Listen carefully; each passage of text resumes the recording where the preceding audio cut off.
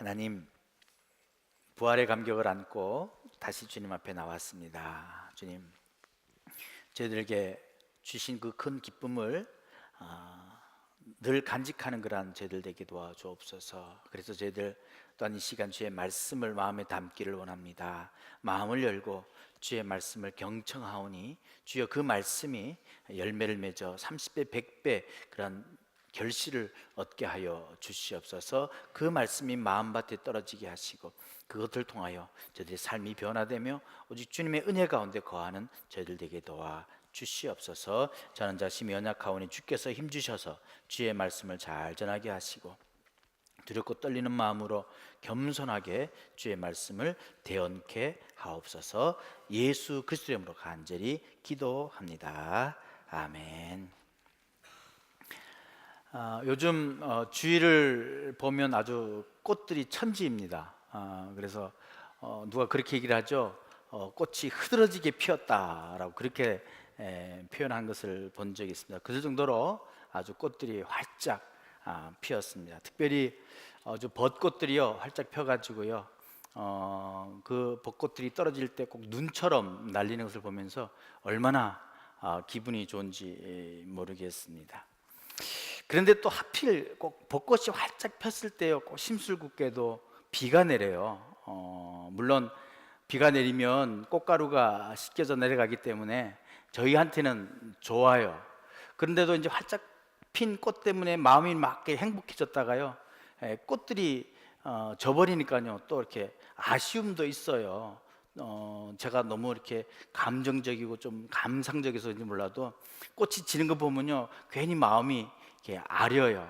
그래서 이번 한 주간은 계속 비가 와가지고요 꽃들이 지는 것을 보면서요 꽃이 활짝 폈을 때는 행복하기도 했다가 또 꽃이 지는 것을 보면서 좀 마음에 우울하기도 하고요 좀 뭐랄까 허망하기도 하고요 그랬습니다. 그래서 결국 그렇게 한 주간 내내 보내면서 제 스스로 이런 다짐을 했습니다. 눈에 보이는 현상에 연연해 마음 동하지 말고 마음을 잘 지켜야 되겠다라고 하는 그런 마음을 제가 가졌습니다. 뭐 꽃이 피고 꽃이 지는 데 따라서 제 마음이 좋았다 또 뭐랄까 허무했다라고 하는 그렇게 동하지 말고 그저 내 마음을 잘 지켜서 늘 주님과 함께 주님 주시는 그 힘으로 살아가야겠다라고 그렇게 결심하면서요 봄볕은 태양에서 오지만 정말 우리의 기쁨과 행복은 주님께서 온다라고 하는 그 사실을 계속해서 지켜야겠다 그렇게 생각을 했습니다. 우리가 예수님의 빛을 피해 마음의 그늘에 숨으면 자칫 몸마저도 우울해져 가지고요 계절성 우울증을 앓을 수도 있습니다. 그래서 우리가 무엇을 보느냐는 게 중요한 것이 아니라 우리의 마음을 어디에 두느냐 그게 아주 중요한 것 같다라는 그런 생각을 한 주간이 이번 주간이었습니다. 근데 오늘 본문을 보면요 예수님의 제자들에게서 바로 그런 모습들을 봅니다. 오늘 요한복음 20장 19절 바로 전절에 보면 18절 한번 보십시오. 막달라 마리아가 가서 제자들에게 내가 주를 보았다 하고 또 주께서 자기에게 이렇게 말씀하셨다 이르니라 라고 그렇게 얘기하면서 주님의 부활 소식을 전합니다. 그때 그녀는 어디서 소문을 들은 것이 아니라 자신이 직접 부활하신 주를 목격했습니다. 그런데 이 사도 요한은요 이 성경을 기록하면서 그 마리아가 예수를 보았다라고 하는 그 증언을 그 사실만 기록하고요 그 다음에 반응을 전혀 기록하지 않아요.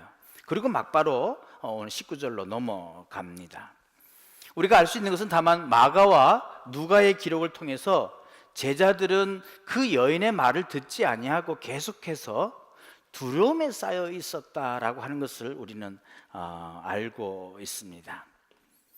그러고 보면 이 제자들은 예수님께서 부활하셨다라고 하는 그런 소식을 들었음에도 불구하고 여전히 우울해져 있고요 두려움에 쌓여 있는 것을 볼 수가 있습니다. 그렇다면 왜 주님께서는 부활하셨으면 우리 부활절을 지키는 것처럼 좀 큰 이벤트를 만들었으면 어땠을까라고 하는 그런 상상을 해봐요. 자신이 부활하셨다. 정말 이 세상 천지에 어느 누구도 하지 못했던 그런 엄청난 일이잖아요.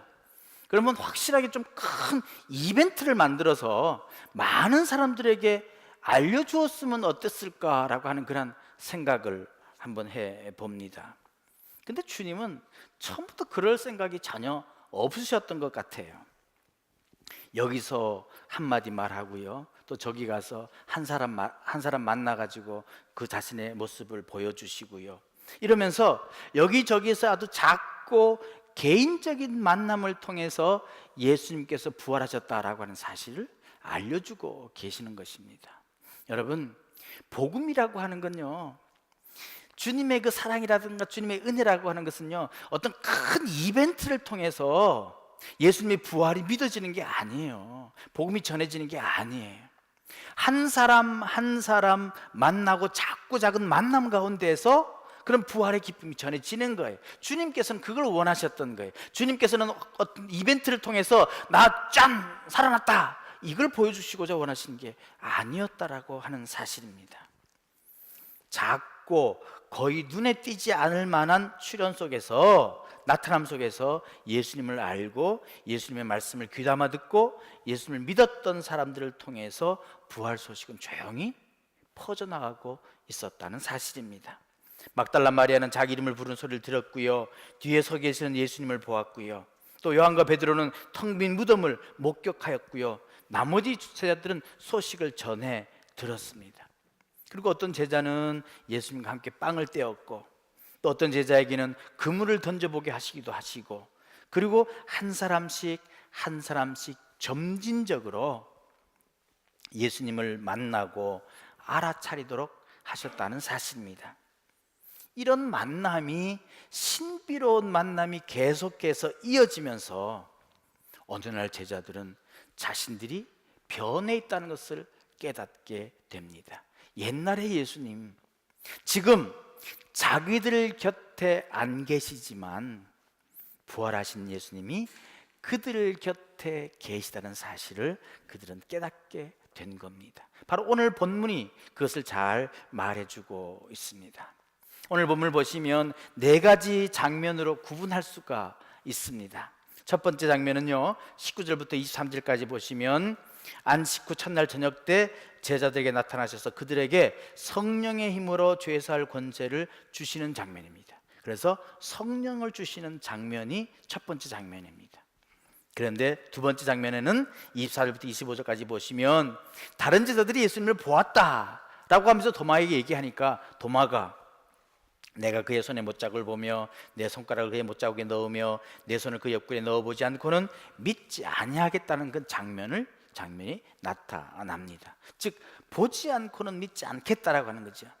성령을 받은 제자들이 우리 예수님 만났다라고 했는데 도마는 내가 보지 않고는 믿지 않겠다라고 하는 장면이 두 번째 장면이고요. 그러자 세 번째, 여드레 후에 주님께서 친히 다시 나타나십니다. 그리고 도마에게 네 손가락을 이리 내밀어 내 손을 보고 네 손을 내밀어 내 옆구리를 만져봐라, 넣어봐라. 그래야 믿음 없는 자가 되지 말고 믿는 자가 되라 라고 그렇게 얘기했을 때 도마가 나의 하나님, 나의 주님이라고 하는 그런 신앙 고백을 하는 장면이 26절부터 29절까지 나옵니다.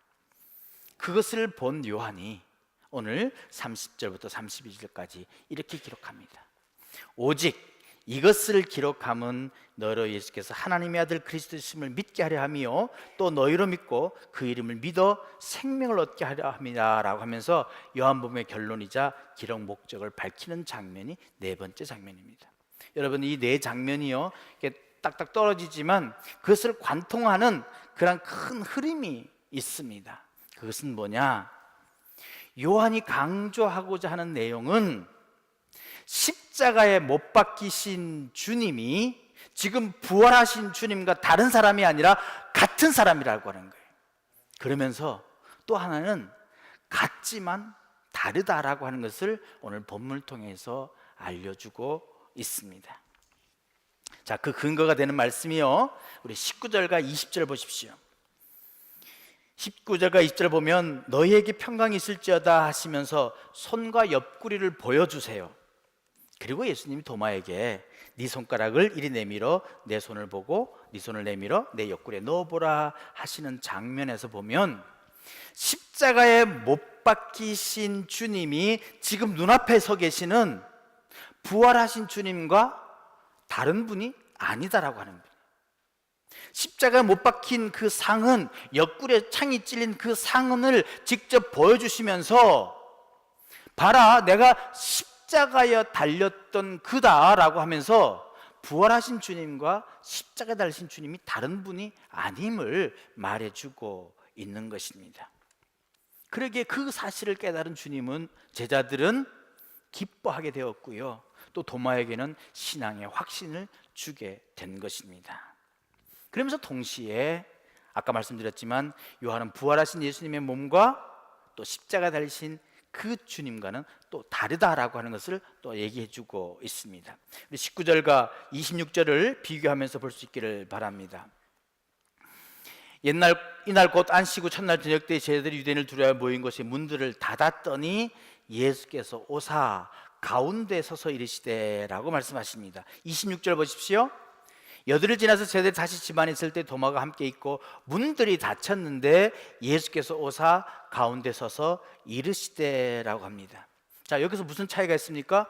문들이 닫혀 있는데 예수께서 성만찬을 나눴던 그 최후의 방에 가운데 서셨다라고 하는 사실이에요. 이것은 우리가 생각으로는 이해할 수 없는 장면입니다. 무슨 말이에요? 육체를 가진 예수님께서 문들이 다 닫혔는데 가운데 오셔서 서셨다라고 하는 것이에요. 그것은 육체로 계셨던 그 주님과 부활하신 예수님은 질적으로는 다르신 분이다라고 하는 것을 또 우리들에게 보여주시는 것입니다. 그것은 예수님이 제자들을 통해 부활의 소식을 전해들은 모든 사람들에게 부활의 영광스러운 몸을 보여주시는 또 다른 은총이요, 또 다른 선물일 것입니다.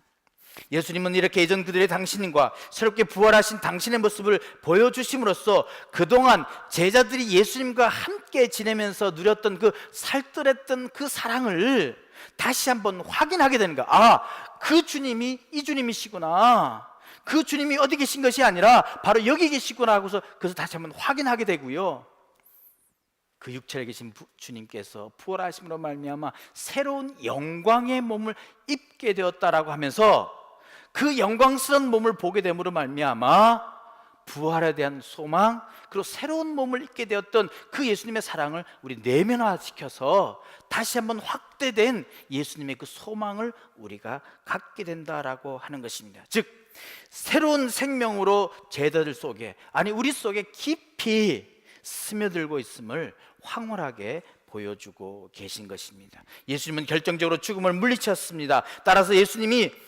제자들과 우리 모두는 이후로 단지 우리 죄를 사하시고 십자가에 죽은 분으로서만 아니라 부활을 통해 더 확실한 예수님의 사랑을 우리가 지니게 되었다라고 하는 거예요. 우리가 가지게 되었다라고 하는 거예요. 더불어 가슴 벅차게 누리게 되었다는 사실을 분명하게 말씀해 주고 계시는 것입니다. 예수님은 부활하심으로 말미암아 우리와 다른 몸이 되신 것이 아니라 우리를 당신과 같은 몸이 되게 하셨습니다.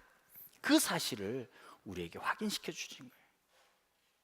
우리와 함께 계셨던 그 주님, 그 육체에 계셨던 그 주님이 부활하심으로 영광스러운 몸을 입고 우리도 그 몸을 입게 되었다는 그 귀한 소망을 우리가 갖게 되었다라고 하는 사실이죠.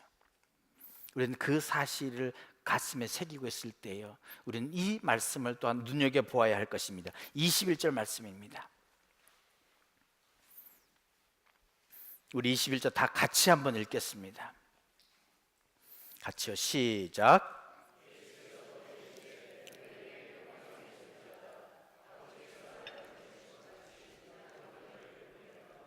아멘. 우리가 부활의 소망을 갖게 되었을 때 주님께서 새로운 사명을 우리들에게 주십니다. 예수님은 지금 부활의 은총 앞에서 가슴 벅차해하고 행복해하는 제자를 향해 이 은혜를 너희만 누리지 말라라고 말씀해 주고 있는 거예요. 부활하신 몸을 직접 본 제자들, 그 부활의 영광을 보면 다들 얼마나 행복했겠어요. 얼마나 좋았겠어요. 근데 주님께서는요, 여기서 머무르면 안 된다라고 하는 거예요. 새로운 사명을 우리에게 주시는 거예요. 너희는 이 은총을 한가득 안고 마치 민들레처럼 퍼져 가야 한다는 것입니다. 중요한 것은 이 보냄이 결코 가벼운 명령이 아니라고 하는 사실입니다. 뭐라고 말씀하십니까?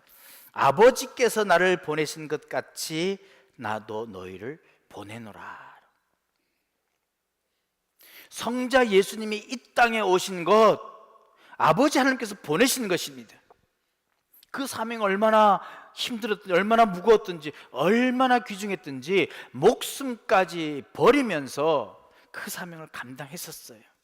근데 주님께서 오늘 우리들에게 이렇게 얘기했습니다. 아버지께서 나를 보내신 것 같이 나도 너희를 보내노라고 하는 거예요. 그러니까 이 명령이요, 그냥 쉬운 명령이 아니라고 하는 거예요. 성부께서 성자에게 내리신 그 사명에 뿌리가 있다는 거예요. 그러니까 예수님의 이 말씀은 지금부터 시작되는 제자들의 선교 사역, 우리들의 사역이 바로 성부께서 예수님에게 주신 그 귀한 사명을 또한 우리에게도 주신다라고 하는 사실입니다. 오늘 이 사실을 우리는 무겁게 받아들여야 합니다. 예수님이 제자들에게 이름하셨던 이 사명, 오늘 우리 모두에게 고스란히 이어지고 있습니다. 우리 역시 그리스도께 닿아 있는 엄숙성 안에서 부활의 빛과 은총을 세상에 전해야 할 그런 사명이 우리에게 있습니다. 그런데 여러분, 이거 굉장히 무겁잖아요. 엄숙하잖아요. 힘들잖아요. 근데 우리 힘으로 하는 것 아니에요. 주님께서는 22절을 통해서 이 말씀을 하시고 그들을 향하사 숨을 내쉬며 이르시되 뭐라고 말씀하십니까? 성령을 받으라 라고 말씀하십니다. 내가 너희들 그저 보내는 게 아니다 라고 하는 거예요. 성령의 능력으로, 성령의 힘으로 이 사명 감당하게 하겠다라고 하시는 거예요. 성령을 받으라 말씀. 근데 이 말씀 가운데서요, 우리가 상상할 필요가 있어요. 자, 예수님께서는 죽음에서 생명으로 새로운 창조가 일어났습니다.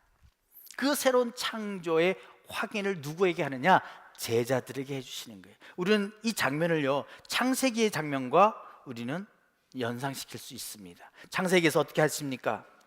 하나님께서 사람을 지으시고 그 코에 뭘 집어넣으세요? 생기를 부으시니 뭐가 됐다고요? 생명이 되었다 그랬어요. 새로운 생명 있는 영혼이 되었다라고 하는 거예요. 제자들 지금 두려움에 떨어 있습니다. 우울해 있습니다. 죽음 가운데 있습니다. 그런데 주님께서 새롭게 부활하시고 죽음을 이기시고 제자들에게 그 코에 생기를 불어넣듯이 숨을 내쉬면서 성령을 받으라라고 말씀하시는 거예요. 그것은 무슨 말씀입니까? 우리에게 새로운 창조가 일어났다는 거예요. 새로운 세계가 열렸다는 거예요. 새로운 창조가 열렸다는 얘기입니다. 주님께서 우리에게 주신 그 사명, 주님이 주신 그 성령으로 새로운 힘으로 그 일을 감당할 수 있다라고 하는 게, 새롭게 지음받은 자로서, 새로운 성령을 받은 자로서 그 일을 감당할 수 있다라고 주님께서는 우리를 보내시는 거예요. 이것은요, 에스겔서 37장 9절에 있는 말씀과도 똑같은 말씀입니다. 생기야 사방에서부터 와서 이 죽음을 당한 자에게 불어서 살아나게 하라, 이 하신 표현과 아주 흡사한 말씀입니다. 그러니까 이 장면 아주 상징적인 장면입니다.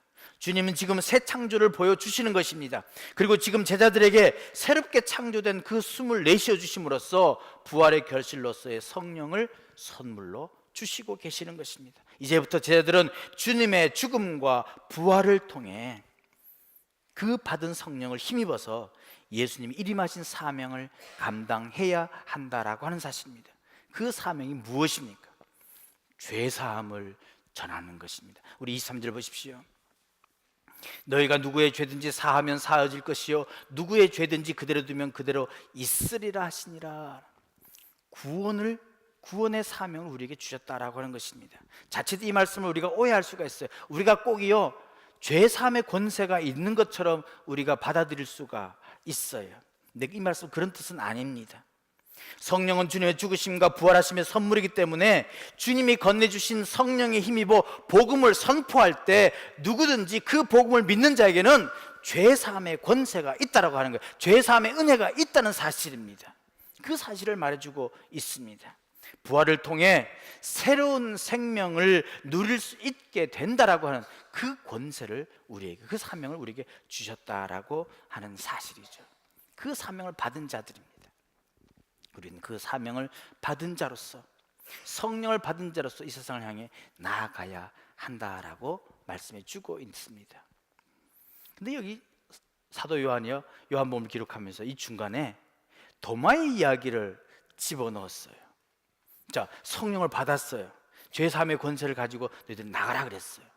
근데 갑자기 의심하는 도마의 모습, 도마의 이야기를 이 중간에 집어넣었어요. 저는 이 말씀에 굉장히 의미가 있다라고 생각합니다. 새 생명으로 가는 신앙의 여정에서 아주 중요한 의미가 있다라고 저는 생각해 봅니다. 지금 도마가 의미하는 것이 뭡니까? 자기 눈으로 확인되지 않았다는 거예요. 자기 손으로 만져보지 않았다라고 하는 것입니다. 주님께서 성령을 통하여 새로운 창조로 만들어주시고 사명을 주시고 나아가야 되는 그런 영적인 차원에 있는 우리들에게 제자 중에 한 사람이 손으로 만져보지 않고 눈으로 보지 않고는 자기는 믿지 못하겠습니다 라고 말한다라고 하는 거예요. 다시 말하면 이것은 믿음의 차원이지 물질적인 차원이 아니다라고 하는 것입니다. 믿음이란 보는 것과 만지는 것과는 분명히 다른 물리적인 차원을 넘는 것입니다. 믿는다라고 하는 것은요, 겉을 보는 것이 아니라 깊은 내면을 보는 것입니다. 제가 처음에 말씀드렸지만 꽃이 피고 꽃이 지는 것 눈으로 보는 거예요. 거기서 따라서 우리의 감정이 동료가 됩니다.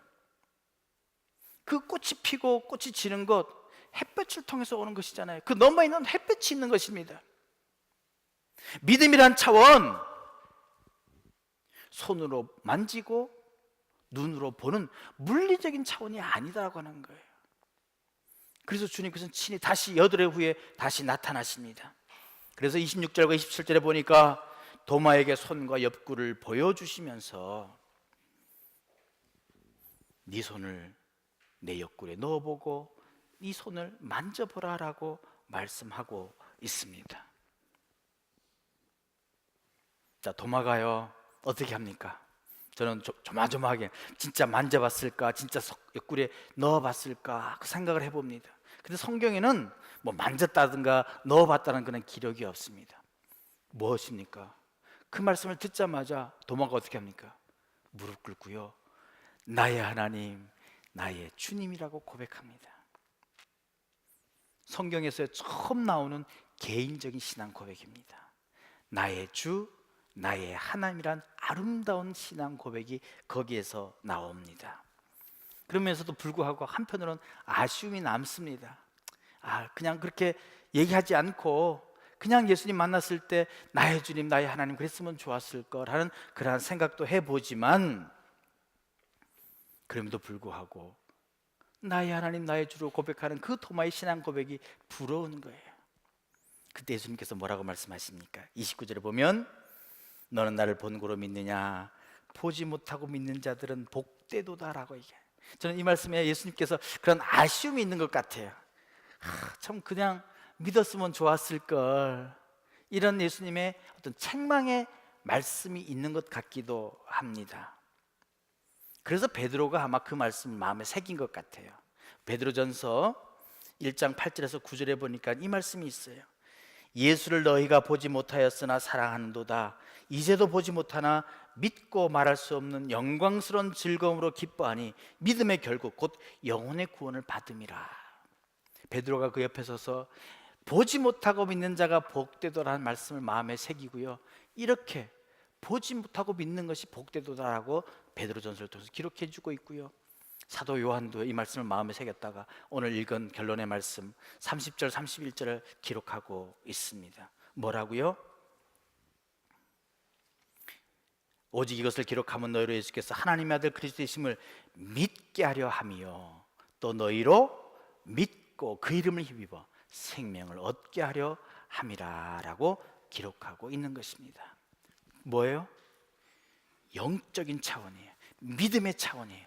주님께서 우리와 분명히 영적으로 함께 하신다는 거예요. 부활하셨던 그 주님이 떠나지 아니하시고 우리와 함께 있는 것 믿어야 한다는 거예요. 그 믿어야 뭐가 있다고요? 영원한 생명이 있다라고 하는 사실입니다. 그러기에 참된 신앙의 과정을 걸어가는 중에 의심할 수 있어요. 그 의심 제자들도 했어요. 그것을 그대로 보여주시면서 그럼에도 불구하고 보지 못하고 믿는 자가 복되도다라고 하신 그 말씀을 우리 마음에 새기기를 주님께서는 원하시고 계시는 것입니다. 요한도 바로 그 말씀을 우리 오늘 20장 31절에 말씀해 주고 있는 것입니다. 제2차 세계대전 중 한 유태인이 학살당하기 전 지하 감옥의 벽에다 이런 글을 써놓았습니다. 태양이 구름에 가려 빛나지 않을지라도 나는 태양을 믿습니다. 주의 사랑이라고는 전혀 느낄 수 없지만 나는 사랑을 믿습니다. 하나님이 비록 침묵 속에 계실지라도 나는 하나님을 믿습니다 라고 그렇게 기록했다고 해요. 믿음이란 그런 것입니다.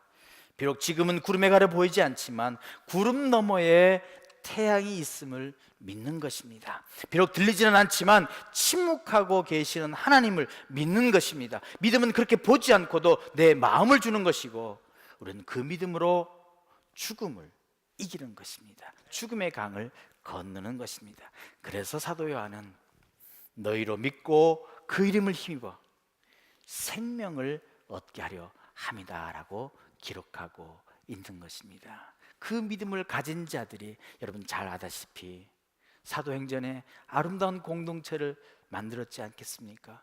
어느 누구도 실험도 해보지도 못하고 시도해보지도 못했던 그 믿음의 공동체, 유무상동의 그 믿음의 공동체가 바로 믿음으로 이루어진 공동체였고요. 믿음으로 한 무리를 이루었을 때 많은 사람들에게 하나님의 영광을 끼쳤던 그러한 믿음의 공동체가 된 것입니다. 그것은 우리 생각으로 되지 않아요. 우리 힘으로 되지 않아요. 물리적인 힘으로 강제로 되는 게 아니에요. 우리 여러분 너무 잘 알지 않습니까? 공산주의가 그 사도행전 2장의 그 공동체를 만들어 보려고 억지로 갖다 놓은 거예요. 힘으로 해본 거예요. 그렇지만 어떻게 됐습니까? 실패했잖아요. 그거 우리 힘으로 되는 게 아닙니다. 물리적으로 되는 게 아니에요. 믿음의 차원에서만 가능한 줄로 믿습니다. 그 공동체가 바로 우리 교회입니다. 그 믿음의 공동체가 바로 하나님께서 원하시는 교회인 것입니다. 말씀을 맺겠습니다. 비록 내 눈으로 보지 못한 예수님이지만 나의 주 하나님, 나의 주, 나의 하나님이라고 매일매일 그렇게 고백하기를 원합니다. 그래서 아버지와 그의 아들 예수 그리스도와 더불어 부활로 풍성해진 생명을 누리고 그 부활하신 주님이 지금도 우리와 함께 길을 걸어 가신다는 사실을 믿음으로 고백할 수 있기를 주님의 이름으로 간절히 축원드립니다. 그래서 부활로 풍성해진 그 생명을 누리고 그 생명으로 아름다운 교회, 아름다운 공동체를 이루고 살아가는 우리 모두이기를 소망해 보면서 주님께서 우리에게 주신 그 귀한 사명 잘 감당하는 저와 여러분 되시기를 주님의 이름으로 간절히 축원드립니다. 함께 기도하겠습니다. 하나님 감사합니다.